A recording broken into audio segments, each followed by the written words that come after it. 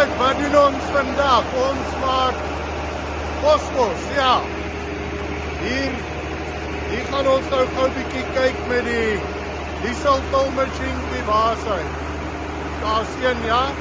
Dan gaan ons die bos vat en ons gaan dit vul en ons gaan pilletjies maak. Ja. So kom ons kyk bietjie hoe werk dit. Alright, daar kom hy.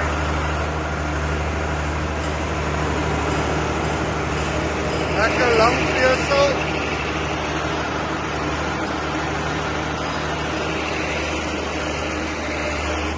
Pilletjies.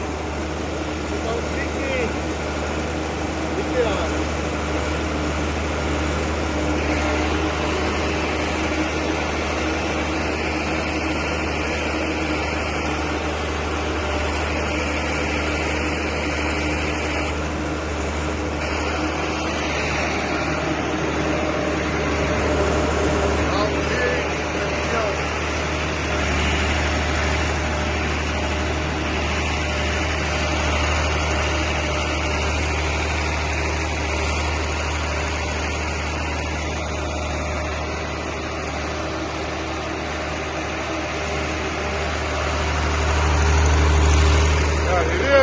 Wat hier afkom.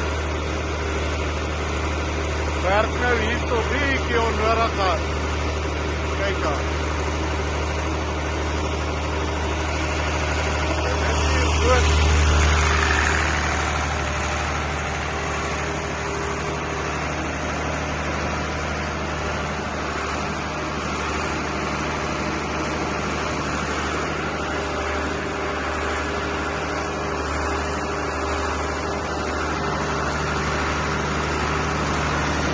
Die generator maak krag vir die belt en vir die roerder en vir daai ene variable speed hierso waar die belt vinniger en stadiger.